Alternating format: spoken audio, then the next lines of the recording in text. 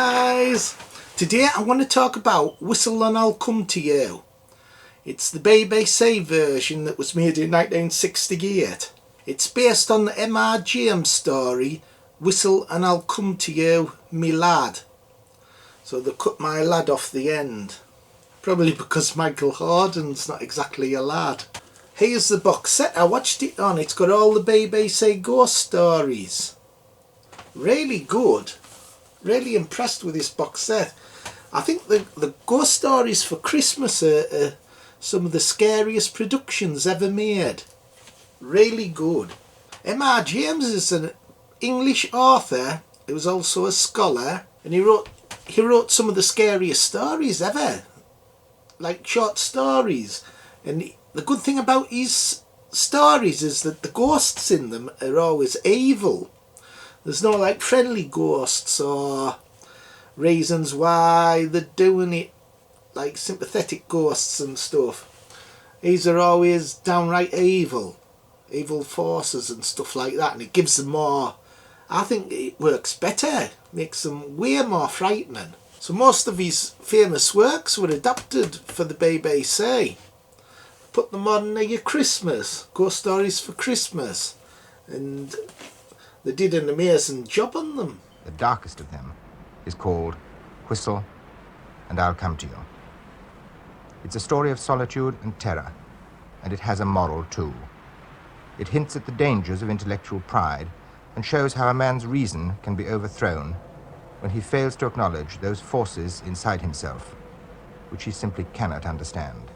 They do subtle horror, nothing OTT or loads of special effects or stuff like that. They go for atmosphere with these stories, and the BBC were brilliant at doing stuff like that in the 70s. These are top of the range horror productions, these. Whistle and I'll Come to You was an omnibus production, and this was before the BBC did the ghost stories, so this inspired them to do more stories. And this one's regarded as the best, Whistle and I'll Come to You. Stars Micheal Hordren. He's been in loads of stuff here. I especially like him in Theatre of Blood. That's one of my favourite films. He gets killed off at the beginning though, stabbed to death, playing a theatre critic. So a really great actor. And I think this is his best performance actually in this production, Whistle and I'll Come to You. He plays a scholar type fella. Straight away you know he's got a closed mind. He's denying everything. He finds this old whistle while he's out hiking, and it's made from a bone, and it has an inscription on it. So he goes back to his rented house, checks out the inscription by putting paper on it and a pencil and rubbing, doing a rubbing, and he reads it and it says you're not to blow this whistle. So what does he do? He blows it. And then after that, all these scary stuff happens. Another thing about this production is it's shot in black and white. And that usually works well with ghost stories, actually, because one of my favourite films is The Haunting from 1963. I did a review of that on the channel. And that's in black and white, and that's a ghost story, and that's scary as hell. This is a TV production in black and white, and that's scary as hell. So it proves that black and white does work well when you do ghost stories, supernatural stuff. It's really atmospheric, this production. There's scenes where nothing happens, but there's a sense of dread throughout the production. There's weird scenes as well. Like there's a maid doing the bed. There's two of them actually. They're doing his bed up and they're doing it fast.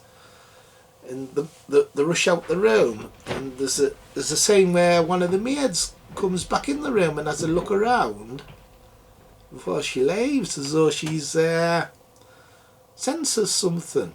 There's also a good scene where nothing happens, but it's like creepy. They're running a shower, and the camera's up a height looking down, like it's at an unusual angle.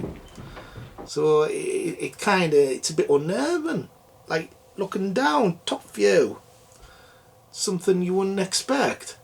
After Micheal Hordren blows the bone whistle, he starts having these dreams that someone's following him. It really gets scary after Micheal Hordren blows the whistle. he sees images like people, like a black figure following him down a beach. And he has a dream sequence as well. He keeps going to sleep and then waking up, and then going to sleep and then waking up. He keeps seeing this figure chasing him. When he wakes up, he like goes, "Pah!" And it makes you jump. There's like 3 times, I think, where there's like a jump sequence.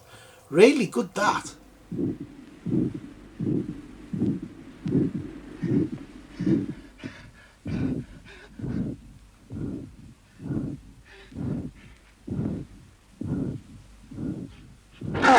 The final scene's real horror, like the wondering why the bed next to his is all rumpled, like the sheets and stuff. And then one night he's asleep and he wakes up and he sees the bed next to him, the sheets rise and up a height, as though there's like a ghost underneath it. And with him having a closed mind, he can't accept it, and he goes potty. He starts sucking his thumb, going woo, woo. Really well done, the final sequence. If that bugger happened to me, I'd shit me bloody self. There's some funny bits here, and he seems to like have lots of scenes where he's eating eggs and goes out hiking and he's having a picnic. So he eats a lot in this film. Cemetery? Oh, a bit too spooky for me. Spooky. Is it? Hey, the greedy bastard. He eats all the way through the fucking story.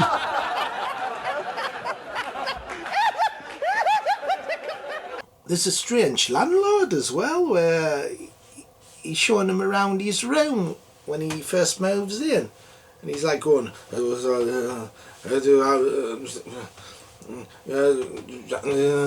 like you can't understand what the hell he's talking about.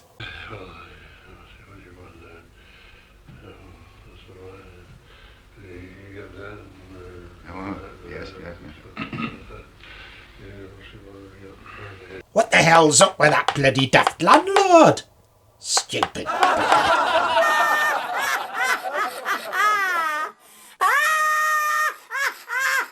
Michael Hordren's character's all twitchy as well. Thank you. Goes on like that a lot. So I don't know if it's like his character or if he really is like getting freaked out. This isn't for everyone though, because it's really like slow moving, but I like that. I like subtle horror. I think when it's done well, it freaks you out more. And this really is a scary production, this. Out of 10, I think out of 10 I'd give this one top marks, 10. Yes! I thought it was bloody brilliant, pure horror. Like if you do want to see something unnerving, watch this. So what did you think, Bones? Did you like it? I give the bugger top marks, Phil. Bloody scary as hell. Okay everybody, bye. See you next time.